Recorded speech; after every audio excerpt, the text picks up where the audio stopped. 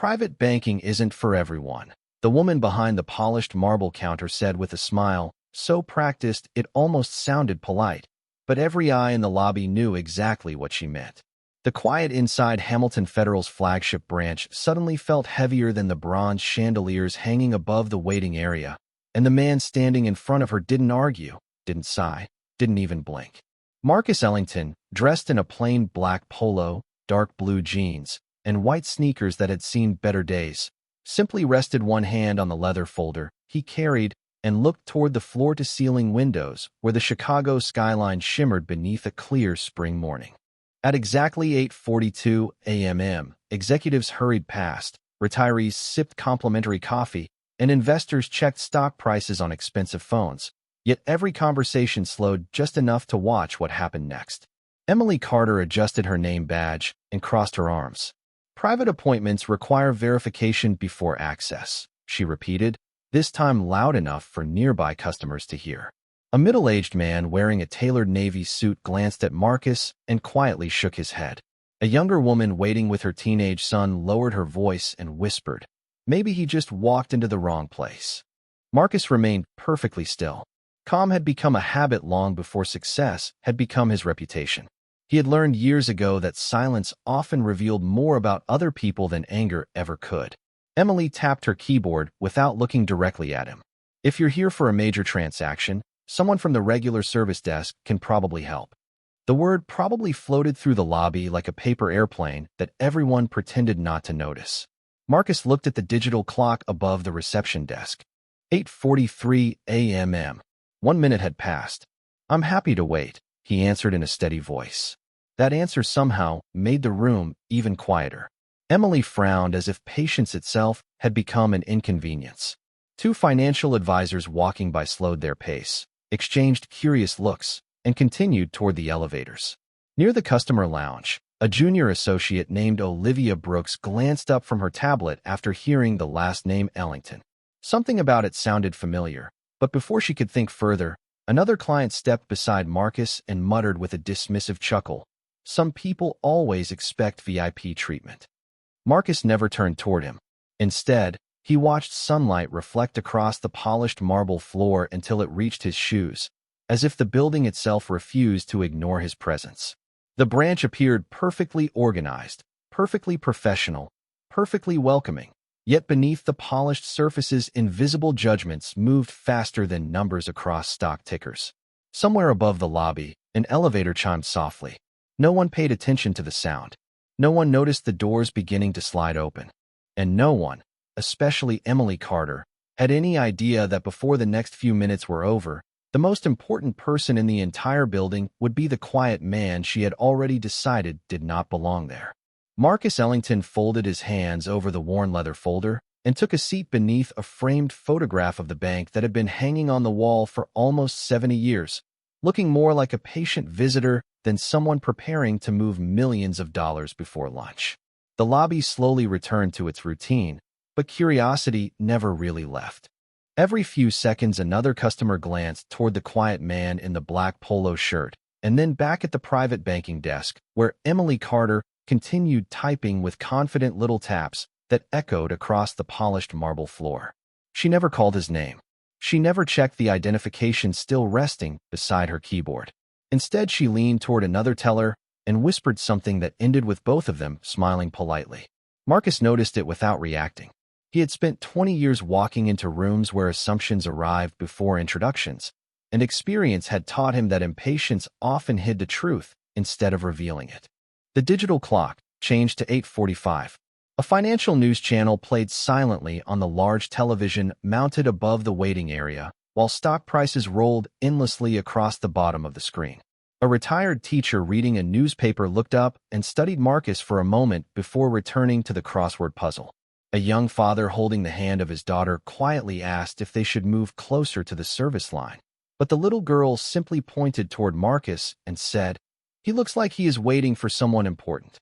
Her father smiled at the innocence of the comment, unaware that it carried more wisdom than the conversations happening around them.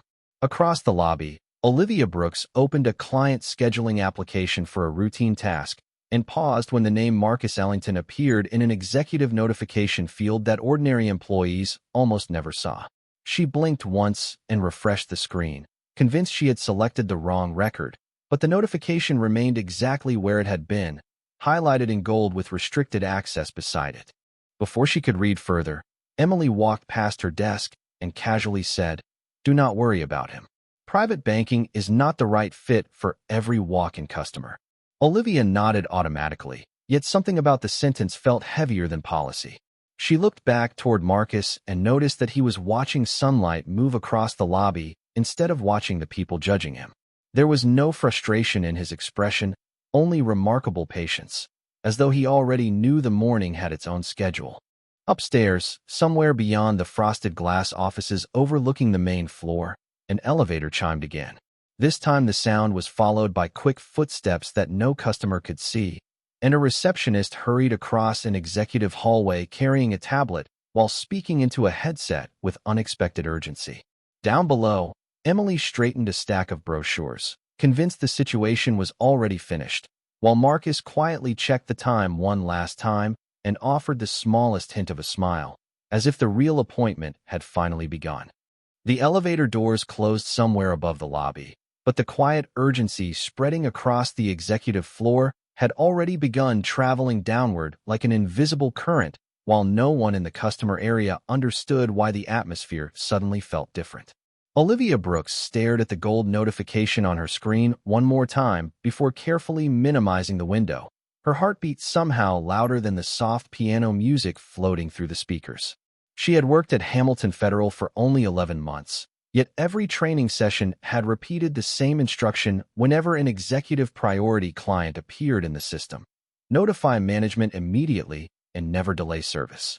She looked toward Emily Carter, who was arranging premium brochures with complete confidence, and hesitated. Emily noticed the glance and walked over with an easy smile. "Everything all right?" she asked. Olivia lowered her voice. "I think the gentleman waiting over there may already have executive clearance." Emily did not even turn around to look at Marcus. Instead, she let out a quiet laugh and replied, "The system makes mistakes. If he had that level of access, someone would already be here."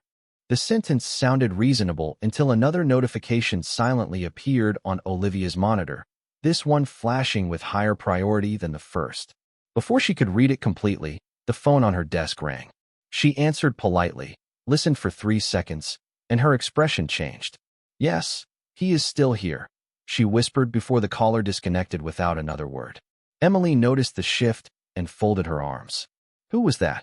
Olivia forced a small smile. "Probably the operations office checking schedules." Emily nodded, apparently satisfied, and returned to the private banking desk. Across the lobby, Marcus Ellington remained exactly where he had been, sitting comfortably with one ankle resting over the other and the leather folder balanced on his knee. He appeared more interested in the sunlight reflecting across the marble than in the people quietly studying him. A businessman waiting for an appointment glanced at Marcus and shook his head. "I would have left by now," he muttered. An older woman beside him answered softly, "Maybe he knows something we do not." The words lingered in the air. 8:48 appeared on the digital clock. A receptionist emerged from a hallway usually reserved for executives, looked around the lobby with unusual urgency, then disappeared again without speaking to anyone. 2 financial advisors exchanged puzzled looks as another internal call reached the front desk. Emily answered with perfect professionalism, listened briefly, and responded, "No, there is no executive client waiting in private banking at this time." Marcus heard every word, yet remained completely still. Olivia slowly turned toward him again and realized something unexpected. He was not waiting to be recognized. He was waiting for everyone else to reveal exactly who they were before the truth ever entered the room. And somewhere beyond the closed elevator doors, hurried footsteps were growing closer with every passing second. Olivia Brooks could no longer convince herself that the golden notification on her screen was an ordinary system error because a second alert quietly appeared beneath the first with a single instruction that almost no employee ever saw: executive client arrival pending confirmation. Her fingers stopped above the keyboard while the polished lobby around her continued pretending nothing unusual was happening. Emily Carter glanced toward Marcus Ellington once more and sighed as though patience itself had become a burden. "Sir, if you are waiting for private banking, I can schedule you for another day," she said with perfect customer service diction that somehow sounded colder than the marble beneath her feet. Marcus lifted his eyes and offered the same calm expression he had worn since entering the building. "Thank you. I am comfortable where I am." His answer was simple, respectful, and impossible to argue with. Yet several nearby customers exchanged knowing smiles as if confidence without expensive clothing deserved suspicion.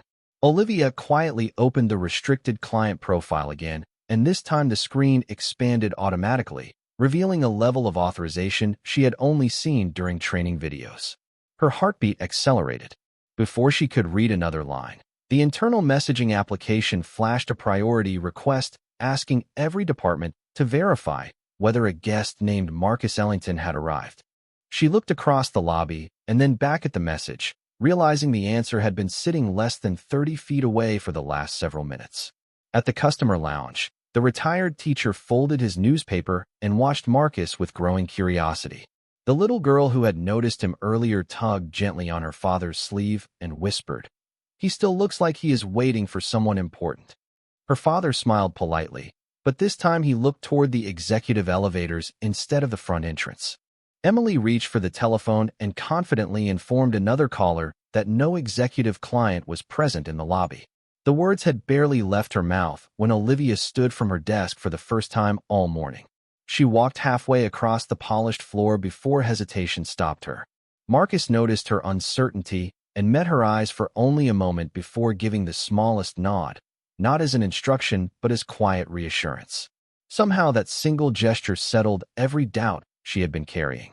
She turned and hurried back toward her workstation just as the elevator indicator above the lobby doors descended from the 12th floor to the 11th, then to the 10th, each soft chime echoing through the room like a clock counting down to something nobody else expected. Financial advisors paused in mid-conversation. A receptionist appeared from a side hallway carrying a tablet against her chest and scanned the waiting area with unmistakable urgency. Even the customers who had ignored Marcus now began following her gaze until dozens of eyes settled on the same quiet man sitting beneath the historic photograph. Marcus never adjusted his posture, never checked his watch, and never asked for attention because the room itself had already begun moving toward him, and although nobody could explain why, the certainty that something extraordinary was about to happen spread across Hamilton Federal faster than any announcement ever could. 8:51 glowed across the digital clock above the reception desk, as if every passing second had become part of a silent countdown that only Marcus Ellington seemed to understand. Emily Carter straightened the stack of premium banking brochures one final time before walking directly toward him with the confidence of someone certain she controlled the room. The conversations around the lobby softened until the sound of polished shoes crossing marble became impossible to ignore. She stopped beside his chair and smiled politely enough to satisfy customer service standards while leaving no warmth behind the expression. "Sir, I believe you would be more comfortable at our general service area," she said. "Private banking clients usually have scheduled executive appointments." Marcus slowly looked up. "I appreciate your concern. I am exactly where I need to be." The answer was calm, respectful, and somehow made the silence even heavier. A businessman standing near the coffee station quietly laughed. "Some people just refuse to take a hint," he murmured to another customer. An older woman folded her hands and looked away, uncomfortable with the direction the moment was taking. Olivia Brooks remained frozen behind her desk, her monitor now displaying 3 executive alerts and an internal message asking employees to immediately report any interaction with Marcus Ellington. She wanted to speak, yet the hierarchy of the bank weighed on her shoulders like stone. Emily sighed softly and glanced around the lobby before saying just loudly enough for nearby customers to hear, "We simply have procedures for this level of service." Marcus nodded once. Every institution should have standards.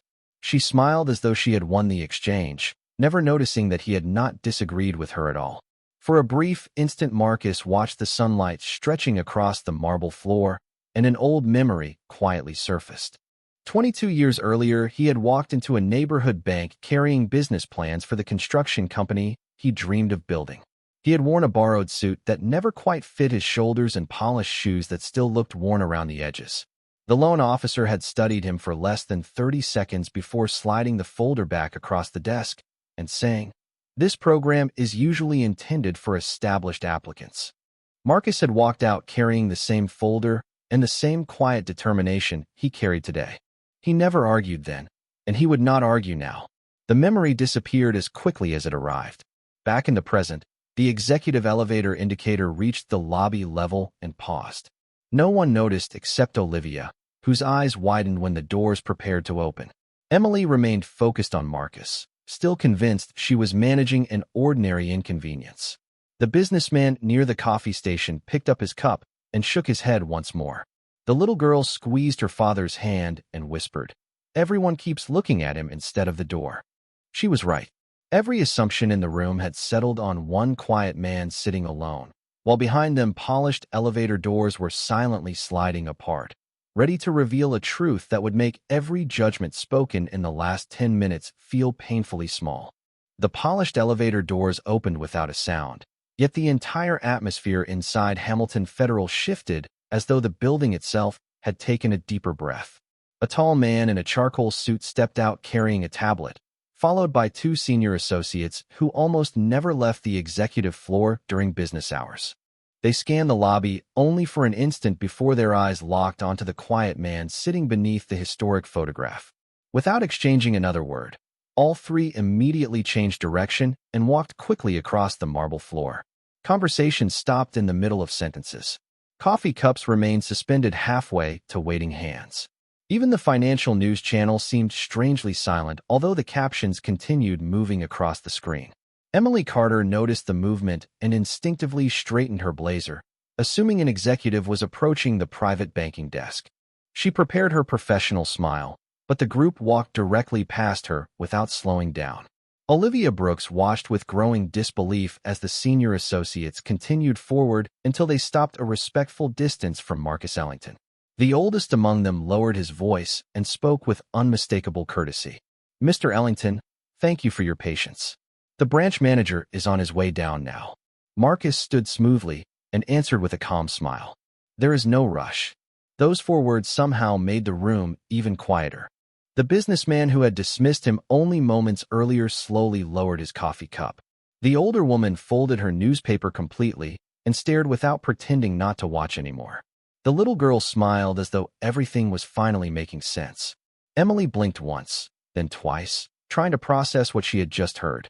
"The branch manager?" she quietly repeated to herself. Before anyone could ask another question, hurried footsteps echoed from the executive hallway beyond the elevators. Daniel Whitmore, the branch manager who rarely appeared on the public floor unless major investors visited the building, rounded the corner with surprising speed. His tie was slightly loosened and a tablet remained tucked beneath one arm, as if he had left an important meeting without hesitation. Every employee in the lobby instinctively stood a little straighter. Emily expected him to stop at the private banking desk, but instead he continued forward with unmistakable purpose until he reached Marcus. The room seemed to hold its breath. Daniel extended both hands with genuine warmth and a broad smile that transformed the atmosphere in an instant. "Mr. Ellington," he said, "I am sincerely sorry that I did not greet you the moment you arrived." Marcus shook his hand comfortably, as though the meeting had always been scheduled this way. "Good morning, Daniel. It has been a while." Daniel nodded with visible respect. "Far too long." The senior associates quietly stepped aside while a receptionist hurried over carrying bottled water and fresh coffee without being asked. Olivia looked from Marcus to Daniel and finally understood every alert that had flashed across her monitor. Emily remained completely still behind the polished counter, replaying every assumption she had made during the last 10 minutes. Around the lobby, customers who had once been curious were now simply astonished because the quiet man nobody believed belonged in private banking was suddenly being welcomed with the kind of respect reserved for someone whose presence mattered far beyond a single branch. And for the first time that morning, Marcus Ellington was no longer the only person who appeared perfectly calm. Daniel Whitmore did not release Marcus Ellington's hand immediately, and that single moment changed the entire rhythm of the lobby more effectively than any announcement over the speaker system ever could. Employees who had spent the morning moving with effortless confidence suddenly became careful with every step and every word.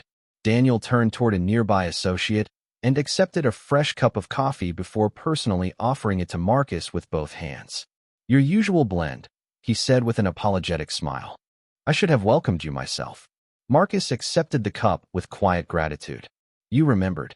Daniel laughed softly. "Some clients are impossible to forget." The remark floated through the lobby, reaching every customer who had watched the previous 10 minutes unfold. Emily Carter stood perfectly still behind the private banking desk, unable to match the respectful conversation taking place only a few feet away with the assumptions she had confidently made earlier. Olivia Brooks lowered her eyes for a moment before looking back at Marcus, relieved that the truth had finally arrived without a single raised voice. The businessman near the coffee station quietly adjusted his jacket and took 2 slow steps backward as though distance might erase his earlier comments. The retired teacher folded the newspaper and smiled to herself. The little girl whispered proudly to her father, "I told you he was waiting for someone important." Her father nodded without taking his eyes off Marcus. Daniel gestured toward the executive conference lounge visible beyond the frosted glass doors. "Everything is prepared upstairs whenever you are ready, including the investment team and regional directors." Marcus glanced around the lobby instead of immediately following him. His eyes rested briefly on Olivia, who had trusted the system instead of appearances, then moved toward Emily, whose confident posture had quietly disappeared. There was no anger in his expression, only thoughtful calm. "There is no need to rush," Marcus said. "Everyone seems to have been very busy this morning." Daniel understood the sentence immediately. His smile faded into a professional seriousness as he slowly looked across the lobby and noticed details he had missed while hurrying downstairs. The untouched identification still resting near the keyboard. The executive alerts open on Olivia's monitor. The customers who had remained standing simply to watch what happened next. The polished room suddenly reflected more than marble and glass. It reflected choices. Daniel turned back to Marcus and lowered his voice. "I would appreciate the opportunity to make this right." Marcus answered just as quietly. "Respect is always easier to offer before recognition." The sentence landed softly, yet every nearby employee seemed to hear it. Emily lowered her gaze for the first time that morning. Olivia felt a knot in her chest loosen. Even the financial advisors waiting near the elevators exchanged thoughtful looks instead of whispers. Sunlight streamed through the enormous windows, stretching across the marble until it reached Marcus's shoes exactly as it had when he first entered the building. But the room was no longer looking at an ordinary customer. It was looking at a man whose calm had quietly exposed every assumption surrounding him. And in the silence that followed, Hamilton Federal seemed less like a bank and more like a mirror reflecting back the standards each person had chosen to live by. Daniel Whitmore slowly turned toward the private banking desk, and for the first time since he entered the lobby, the confidence that usually defined Hamilton Federal gave way to careful reflection. He quietly asked Olivia Brooks to bring the executive client log and the arrival notifications to the reception area. She returned within seconds carrying a tablet that displayed a complete timeline of the morning. Every alert had been delivered on schedule. Every executive message had reached the branch exactly as designed. Daniel reviewed the entries one by one before lifting his eyes toward Emily Carter. There was no anger in his expression, only disappointment that seemed far heavier than frustration. "The system identified Mr. Ellington before he entered the building," he said calmly. 3 notifications confirmed his arrival and requested immediate assistance. Emily looked at the floor and answered almost in a whisper. "I believe there had been a mistake." Daniel nodded once before continuing. "The system did not make a mistake." The quiet statement carried across the marble lobby with remarkable clarity. Customers who had remained to watch now understood that what they had witnessed had never been a technology problem or a scheduling issue. It had been a moment shaped entirely by human judgment. The businessman who had questioned Marcus quietly walked toward him and offered an embarrassed smile. "I should not have assumed anything," he admitted. Marcus returned the smile without hesitation. "We all make decisions every day. The important ones are the decisions we choose to change." Nearby, the retired teacher folded her newspaper and softly applauded. The little girl joined her without waiting for permission, and within seconds a few other customers smiled at the simple gesture. Olivia stood quietly beside the executive desk while Daniel reviewed one final notification showing that she had attempted to verify the client profile instead of dismissing it. He looked at her with genuine appreciation. "Thank you for trusting the information instead of appearances." Olivia felt her face warm and answered honestly. "I almost stayed silent." Marcus looked toward her and said, "Doing the right thing often begins 1 second after fear tells us not to." The sentence settled gently over the lobby and seemed to relax everyone standing there. Emily finally looked directly at Marcus for the first time since he had entered the building. "I owe you an apology," she said quietly. Marcus nodded with the same calm dignity that had carried him through the entire morning. An apology matters most when it changes tomorrow. Daniel invited Marcus toward the executive lounge once more, but this time several employees held the doors open before he reached them. The same marble floor, the same polished counters, and the same morning sunlight remained exactly as they had been 15 minutes earlier, yet the room no longer felt the same because the greatest change had not happened inside the banking system or inside the executive offices. It had happened in the people who had watched a quiet man wait with patience until assumptions exhausted themselves and respect finally arrived on its own. Marcus Ellington paused at the entrance to the executive lounge and slowly turned back toward the lobby that had judged him only minutes earlier.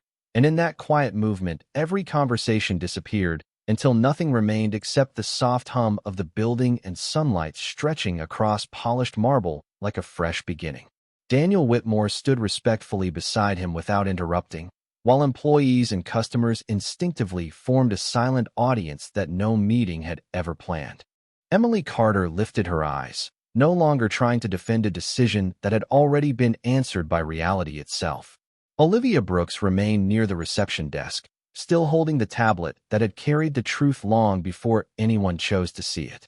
Marcus looked across the room with the same calm expression he had worn from the moment he entered the bank. People often believe respect should follow titles, expensive suits, or familiar faces, he said in a steady voice. But the strongest institutions are built when respect arrives before recognition. No one moved. Even the financial advisors waiting near the elevators listened without pretending to be busy. Marcus continued, 22 years ago, I walked into a bank with a business plan and left with rejection. I promised myself that if success ever found me, I would never measure another person by appearance, clothing, or assumptions. That promise has opened more doors than money ever could." The retired teacher quietly smiled while the little girl squeezed her father's hand and whispered, "He was important the whole time." Her father nodded and answered, "Yes, but that is not the lesson. The lesson is that everyone deserves kindness before we know anything about them." Daniel looked around the lobby and spoke with genuine conviction. "Hamilton Federal will remember this morning for the right reasons. We will strengthen our training, improve our standards, and make certain that every customer is welcomed with the same dignity." Emily stepped forward and met Marcus's eyes without hesitation. "Thank you for giving us the opportunity to learn instead of leaving." Marcus answered with a warm smile that carried no trace of resentment. Growth begins the moment pride becomes honesty. Olivia finally relaxed, realizing that one decision to trust facts instead of appearances had mattered more than she imagined. Around the lobby, customers who had arrived for ordinary appointments quietly returned to their day, carrying something far more valuable than financial advice. The businessman who had once whispered doubt now greeted every person passing beside him with a polite smile. The older woman unfolded her newspaper again, but never stopped smiling. Sunlight reached the historic photograph on the wall and reflected gently across the marble until it settled where Marcus had first waited in silence, turning an ordinary corner of the lobby into an unforgettable reminder that character does not announce itself with luxury, influence, or recognition. It simply stands with patience until the world catches up. As Marcus and Daniel walked toward the executive lounge, the doors opened without hurry and closed just as quietly behind them, leaving Hamilton Federal changed not by wealth, authority, or status, but by one calm man who never raised his voice and still managed to raise the standard for everyone in the room.